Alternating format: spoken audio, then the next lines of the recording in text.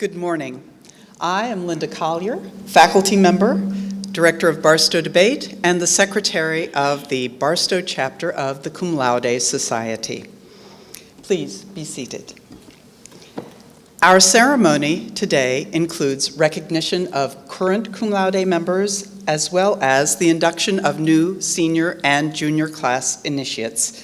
And Dr. Rourke, in addition to being our eminent Mark Twain scholar, is a member of the English department, of course, and he will provide some insight into the timeless goals of the Cum Laude Society and as he examines the Iliad.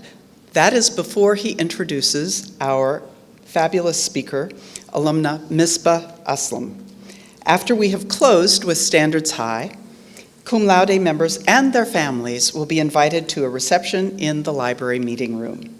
But first, Isabel Lloyd will perform Romance by Claude Debussy, accompanied by Mr. Bruce Dickerson. Izzy has performed this as an audition piece, as well as when she competed in Johnson County's Shooting Stars.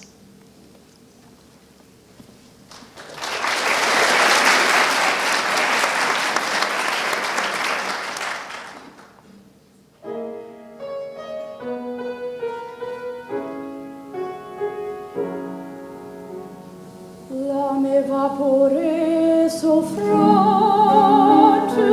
l'amoroso, l'amo odorante délice divin, que j'ai cueilli dans le jardin de ta pensée. Où donc les vents l'ont-ils chassé? Cet homme adorable délice,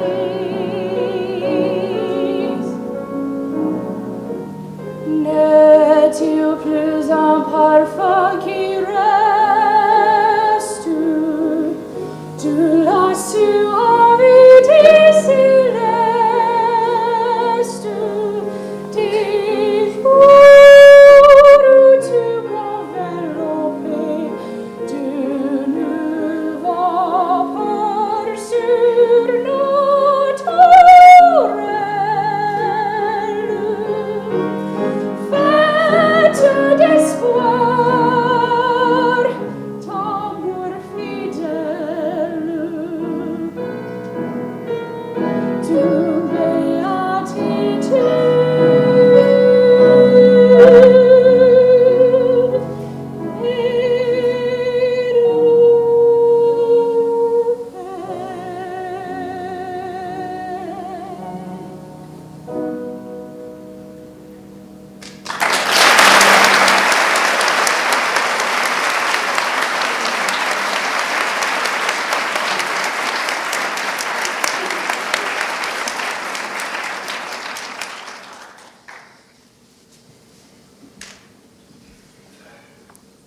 The Cum Laude Society advocates three human qualities, which, according to the ancient Greeks, are present in those who live life well: arete, dike, and time, or excellence, justice, and honor. Homer's epic poem, the Iliad from the 8th century BCE, reflects the foibles and virtues of Mycenaean culture, and especially these beautiful human qualities.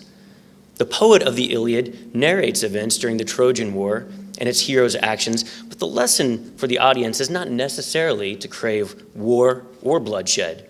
Rather, we learn what makes us, humans, honorable and excellent in mind and body. Achilles illustrates these qualities, although he is imperfect, filled with rage when he feels dishonored, and refuses to fight the Trojans during a prolonged temper tantrum. The king has stolen his girlfriend, a captured woman, and a spoil of war. Let's be clear, the Greeks known then as the Achaeans, among other tribal names, depend on Achilles to satisfy his eidos, or duty, to display his arete, his excellence in intellect and physical prowess, and dedication to his culture, and of course to defeat Hector, Troy's finest warrior. thereby claiming kleos, or glory. In other words, by not fighting and helping his Achaeans, Achilles is not being the best he can be. One cannot gain glory and fame if one does not make a difference. To make a difference, one must not only be excellent, one must show it. Fame for the Greeks, however, was not analogous to fame in the Kardashian way we now consider today.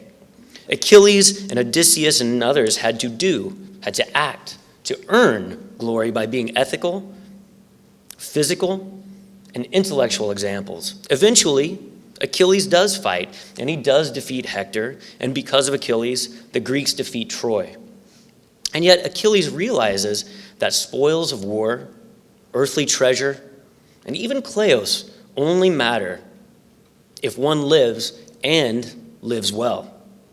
He finally considers his life and what he has earned and accomplished, and he says, "Now I think no riches can compare with being alive. A man may come by cattle and sheep and raids, tripods he buys and tawny-headed horses, but his life's breath cannot be hunted back or be recaptured once it passed his lips." Though Achilles holds his honor, his time, he realizes that claiming such honor at the cost of excellence creates an empty personal victory and a social disruption. There is no decay or justice in allowing his friends to die. For this reason, we learn that the self, the individual, functions within a society. And no one person is larger than a single idea. Excellence is required of us all. And education allows this quality to flourish. The Cum Laude Society promotes this quality in concert with honor and justice. Today we have the honor and pleasure to welcome back an alumna of Barstow. Misbah Aslam, class of 2009, displayed excellence, honor, and a dedication to justice when she attended Barstow and then Wellesley College, where she graduated with a Bachelor of Arts in May 2013. During her time at Wellesley, Misbah majored in Health and Society with a concentration in Biological Sciences and minored in Middle Eastern Studies. She also served as a student leader on campus as she was elected Chief Justice in the college government. In her junior year, Misbah was selected as an Albright Fellow to participate in the Madeline K. Albright Institute for Global Affairs. The Albright Institute fosters an innovative approach to global problem solving and educates young women for positions of leadership. As a fellow, Misbah attended lectures from distinguished faculty and leading practitioners and received a grant to intern for a summer at the Clinton Foundation in New York City. Currently, Misbah works in the intensive care unit at Research Medical Center and is applying to grad school for master's degree programs in healthcare administration. I will always remember her as the kind and tenacious student who devoured ideas found in books and applied this knowledge to her own life and in the service of others. Please join me in welcoming Misbah Aslam.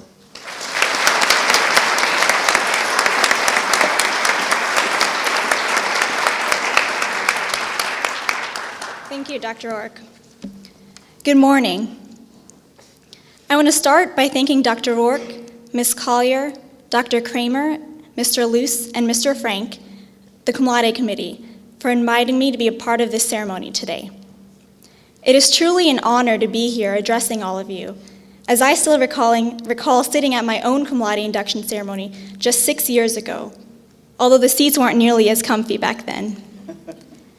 To be honest, when Ms. Collier called saying that the Cum Laude Committee wanted to invite me to be the speaker, the first thing I said was, "Are you sure?" I wasn't really questioning the certainty of their decision, but rather the choice in asking me. It was a hint of my old vulnerability that propelled the question. You see, throughout all of my accomplishments during my time at Barstow, I always had tiny nigglings of self-doubt in the back of my mind. In every activity I undertook, from academics to extracurriculars, I never fully started out believing in my capabilities.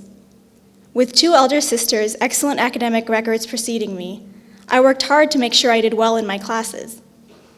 I put cum laude as a huge endeavor in front of me, seeking it as validation for these efforts. Looking back, I can see how I sought these kinds of accolades as affirmation for success. I sought them as a stamp of approval, wanting to be told I was doing something right. But in that vein, I didn't always stop to question why I was doing what I was doing. And so when I thought about what I wanted to talk about with all of you this morning, I decided to share some things I've learned and growth I've experienced throughout my own journey since Barstow. I narrowed it down to 3 things.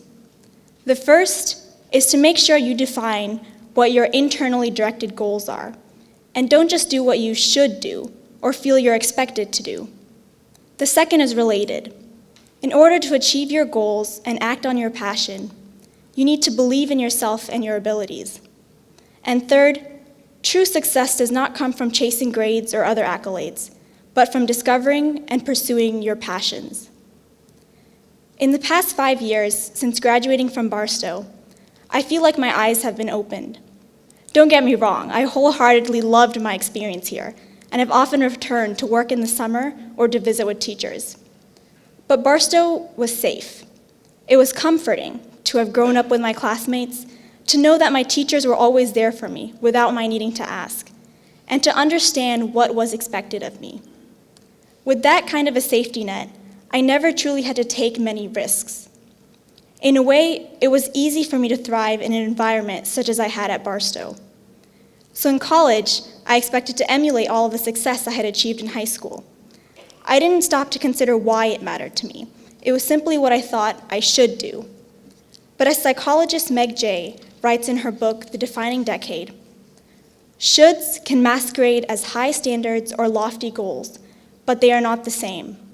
Goals direct us from the inside, but shoulds are paralyzing judgments from the outside. Goals feel like authentic dreams, while shoulds feel like oppressive obligations. Shoulds set up a false dichotomy between either meeting an ideal or being a failure, between perfection or settling. The tyranny of the should even pits us against our own best interests. These words strongly resonate with me because I spent the first part of my college career with one standard, maintaining a 4.0. I now recognize that for a false goal. It was exactly what I thought I should do. I felt everyone was expecting it of me. I became obsessed with my grades rather than focusing on really learning from my classes. And though everything seemed to start out great, it only got harder, and the standard I'd set for myself became more of an obligation every day. By the beginning of my sophomore year, I was extremely dissatisfied with things. I wasn't happy with the classes I thought I should be taking, and wasn't excited about learning. All I felt was the burden of achievement. At that point, I had 2 choices. I could continue the way things were, or I could actively work to change them. I decided I needed to disregard those paralyzing judgments and obligations I thought others expected of me, and focus on looking inside myself, setting goals that were true to what I wanted. Although academic excellence should be rewarded, and is the reason we are here this morning, it is not the most important thing, nor by any means is it the only definition of success. In life, there are no grades. You will define your own success, whether it be through happiness, discovering your passion, or making a difference in the world. When I let go of this burden, I started to learn from everything and everyone around me. I learned as much from my peers, if not more, than I did from my classes. I made friends who live on the opposite side of the world from me, and others who may have grown up with opposing beliefs to my own. I engaged with all of these different perspectives and lived and learned in an amazingly diverse community. I also started to take initiative and be a pioneer when I needed to be. I took my first risk in designing my own course of study, an individual major in health and society. Instead of choosing a traditional major, I spent hours talking with professors about my interests, working on writing a proposal, and pushing myself to think about what I wanted to get out of each of my classes. Making my own major allowed me to pursue my passion for studying health in a highly interdisciplinary manner. I incorporated classes from several different departments, ranging from biology classes on cancer genomics and immunology to a political science course in health policy, and from studying literature and medicine to the social epidemiology of global health and more. I also got the chance to study abroad at King's College, London, learning more about their nationalized healthcare system known as the NHS, and even shadowing open heart surgery in a London area hospital. Speaking of London, studying abroad was one of my biggest growing experiences. It showed me that I shouldn't fear the unknown. It gave me a whole lot of self-confidence, because despite going to college 1,500 miles from home, it was the first time I was truly on my own. It was the practical things that served to empower me.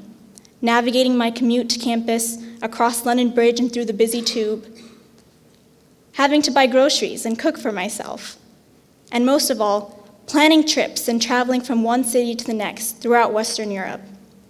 I proved to myself that I could handle it, on my own, without needing someone to tell me if I was doing it right. It took a lot of that self-doubt away. I felt like a new person, more confident in who I was, and more open to taking risks and chances in pursuit of my passions. This new me made a difference in the internship I landed the following summer at the Clinton Health Access Initiative in New York City. I found that I had gained the skills and knowledge necessary to be successful in such a setting. I was unfazed by the workload after my rigorous academic experiences at both Barstow and Wellesley.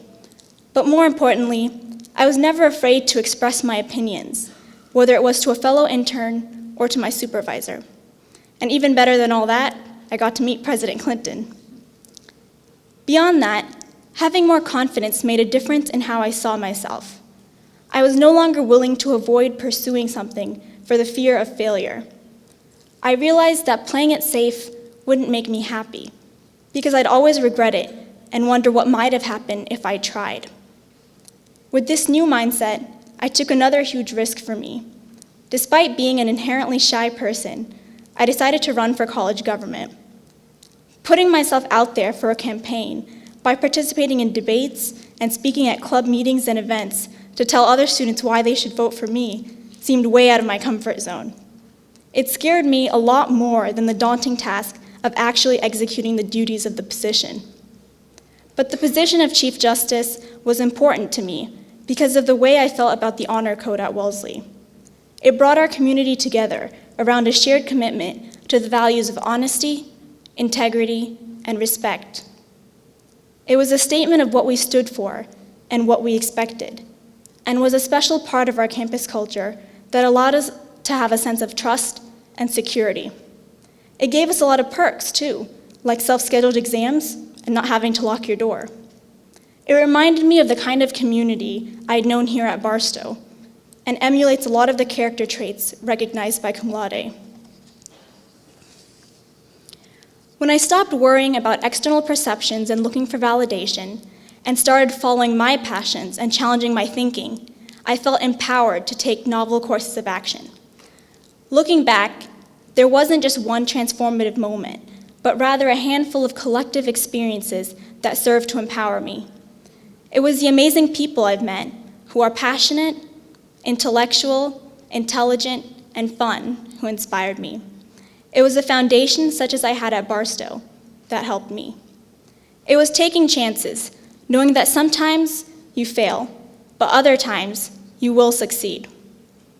It was as a result of these experiences through which I've come to believe in myself and my capability of affecting change, no matter how small or big. And that is how I hope you will all come to see yourselves, if you don't already. So take initiative and don't be afraid to be a pioneer. Look beyond the shoulds and work hard to achieve your goals, whatever shape they may take. And overall, remember that you each define your own success.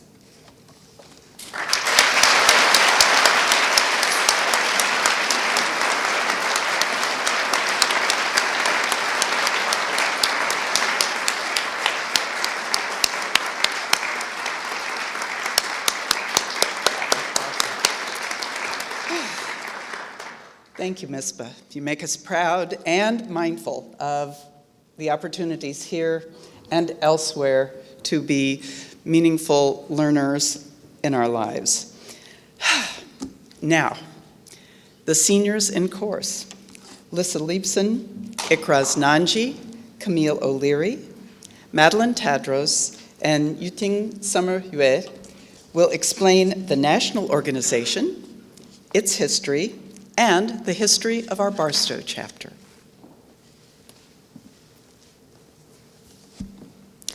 The Cum Laude Society was founded in 1906 at the Tome School in Maryland by the Phi Beta Kappa members of the faculty. Its purpose was, and still is, to accord recognition to students in high scholastic standing. It is now a national organization with a selective roster of fewer than 350 chapters.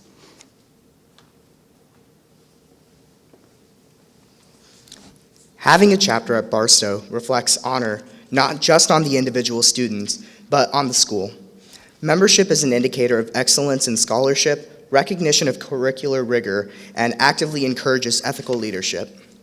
The Barstow School was granted its charter in 1959, the school's 75th anniversary year. At that time, it was a singular Kansas City chapter and one of only 3 in the state.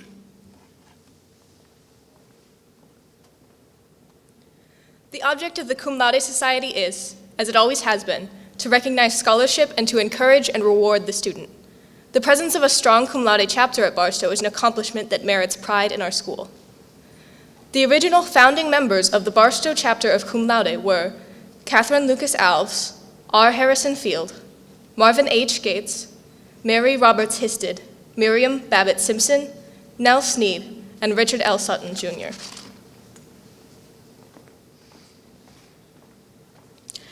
The motto of the society is Arte, Dike, Time, excellence, justice, honor. Arte includes the concept of excellence in the moral sense and is not limited to the ideal of superiority in scholarship, nor does it involve the endeavor of competing primarily for academic goals. Dike includes the concept of what is suitable and appropriate, as well as just. Time includes the concept of dignity and truth, as well as honor.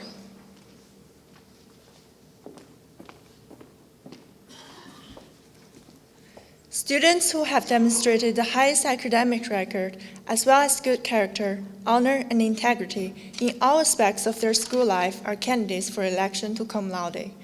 At the first Barstow induction ceremony in 1959, 8 students were called for membership. This year, we welcome 5 seniors and 6 juniors.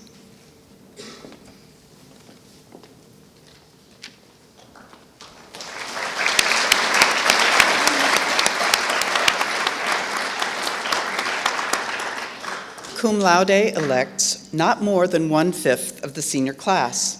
That total includes students selected as juniors, and in their senior year, an additional 1/10. I have been given the honor of calling the names of our newly elected members to complete that 20% of the class of 2014. Please wait until all members are on stage. From the class of 2014, John Arthur Gillen III, Isabel Marie Lloyd, Sydney Christian Reed,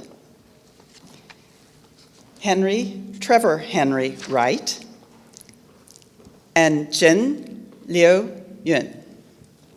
Congratulations.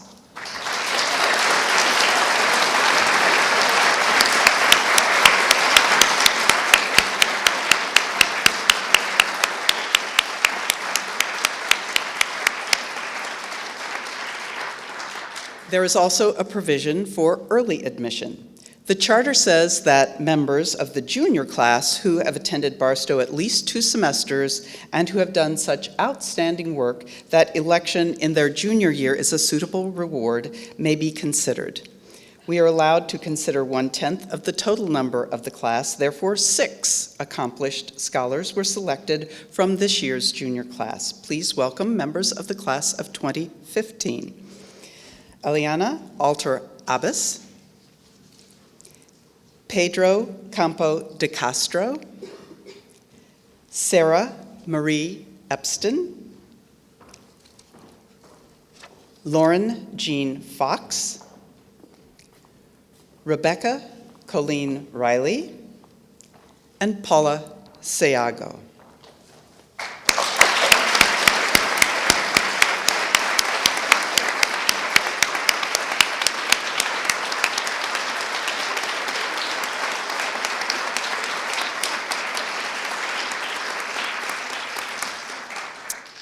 As head of the upper school, it is now my duty to lay upon each of you the charge of the Cum Laude Society. The charge expresses both the Society's hopes for each of you and the responsibilities you assume in accepting membership.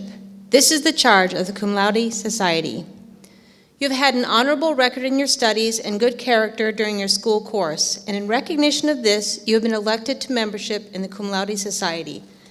The future success and influence of the Society depend in some measure upon your loyalty to the ideals which maintains.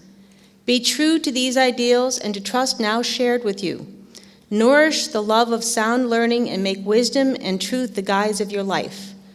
Let the honor the Society has conferred upon you urge you to increased diligence and greater endeavor in the pursuit of knowledge. We have a goodly heritage in the treasure of the past, and it is now duty to make our contribution to the present and the future. You owe it to our country and to humility to encourage letters and learning and carry forward the standard of truth and righteousness. I congratulate you on behalf of the Cum Laude Society and the Barstow School.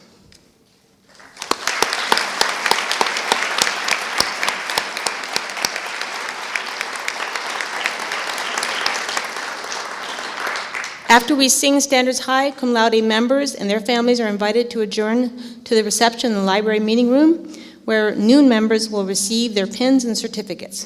Mr. Dickerson will now lead us as we sing Please Rise.